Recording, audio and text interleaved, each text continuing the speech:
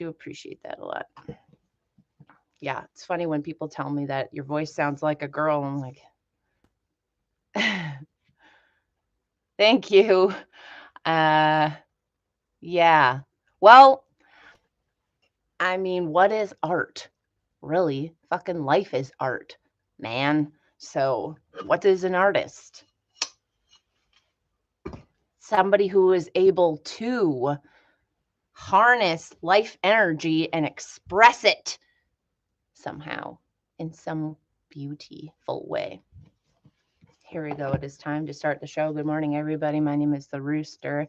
I am a drag king, and I show up here no matter what, whether I'm in a shitty mood or not. So here we go. It is Mark Nepo's Book of Awakening. I don't know why I'm in a bad mood. Maybe it's just because I haven't had a break. And I've got a lot of shit to do, and I'm processing a lot of feelings right now. But life is great. Guys, life is good. Life is fantastic. So we're just going to read what Nepo has to say and move on. Are we ready? It says, January 9th, life in the tank. Love and do what thou wilt. Saint Augustine said this. It was a curious thing. Robert had filled the bathtub and put the fish in the tub so he could clean their tank. After he'd scrubbed the film from the small walls of their make-believe deep, he went to retrieve them. He was astonished to find that though they had the entire tub to swim in, they were huddled in a small area the size of their tank. There was nothing containing them, nothing holding them back. Why wouldn't they dart about freely? What had life in the tank done to their natural ability to swim? This quiet yet stark moment stayed with us both for a long time. We couldn't help but see those little fish going nowhere but into themselves. We now had a life in the tank lens on the world and wondered daily, in what ways are we like them? In what ways do we go nowhere but into ourselves? In what ways do we shrink our world so as not to feel the press of our own self-imposed captivity? Hi, Gemleo. Life in the tank made me think of how we are raised at home and in school. It made me think of being told that certain jobs are not acceptable and that certain jobs are out of reach, of being schooled to live a certain way, of being trained to think that only practical things are possible, of being warned over and over that life outside the tank of our values is risky and dangerous. I began to see just how much we are taught as children to fear life outside the tank. As a father, Robert began to question if he was preparing his children for life in the tank or life in the uncontainable world. How do you prepare a child for the life of in the uncontainable world? It makes me wonder now in middle age if being spontaneous and kind and curious are all parts of our natural ability to swim. Each time I hesitate to do the unplanned or unexpected, or hesitate to reach and help another, or hesitate to inquire into something I know nothing about, each time I ignore the impulse to run in the rain or to call you up just to say I love you. I wonder, am I turning on myself, swimming safely in the middle of the tub? Ah, yeah. This little guy likes to act tough, but guess what? He's a scared little baby. Okay. I'm tired. Sit quietly until you feel thoroughly in your center. Okay, I really need a meditation today, so we're going to try to do this.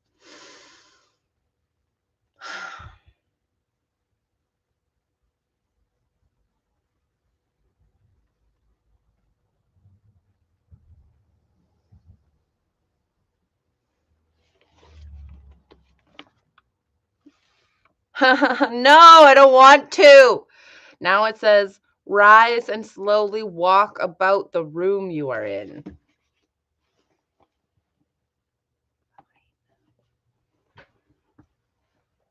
guess you guys get to watch me do this, even if there's anybody here.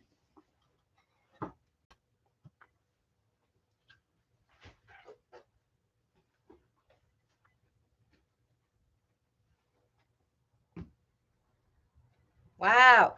Walk close to the walls of your room and meditate on life in your tank.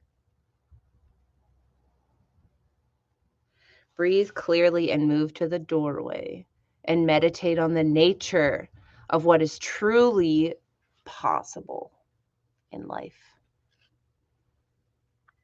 Now step through the doorway and enter your day. Step through your day and enter the world.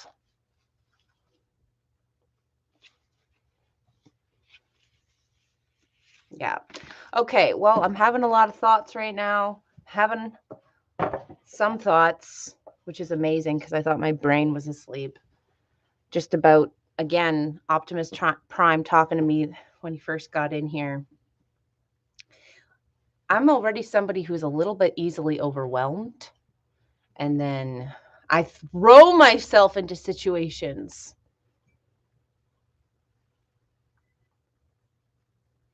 I know that I'm afraid, and the only way I'm going to face things is if I just throw myself into it. I don't know. I'm thinking about how my version of art is not perfection, and yet I want to be good enough for people to see and be like, "Oh yeah, that's good," you know? Anyways, I don't make sense right now.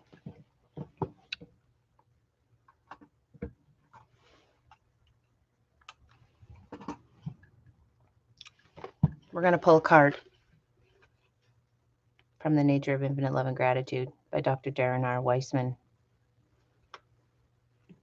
You know when you're climbing a mountain, you know when you're like climbing a mountain and you get to the top and you're at the top, you're like, shit, look at me, I'm freaking at the top.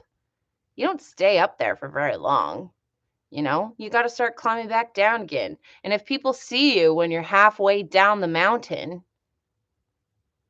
and that didn't see you at the top, they didn't see you at the top. They don't know that you already made it to the top. Maybe they think that you got halfway and turned around and started going back down again. So only you can know. Only you can know your power and how good you are. So just remember, we all need rest sometimes. You can't stay on the top of the mountain. Okay, it's time for a card. What's it going to be today? Ooh, what's it gonna be today? What's it gonna be today? Yeah, what do we got today? What's it gonna be today? Yeah, what do we got today? Ooh, what's it gonna be today? Is it a nap for me? Oh, that would be nice. Oh yeah, I just want to fucking curl up and sleep forever. What you got for me today? Let's see. Yeah, yeah. Oh, what's gonna be today? Free will. Guys, I'm crabby. Fucking a crab today. I have free will, a choice with every experience, and today I choose to own my power. 21, which equals 3. I am an optimist. I know I can do it, but it's like there's so many times where I have to do it while being a crab about it. And that's where I'm at right now. Nobody likes that. Nobody likes it. Ugh. That's okay. I don't need to be liked all the time. I like me. I like my own company. Maybe that's it too, is I'm not spending enough time just me, not thinking about anybody else, just being with myself.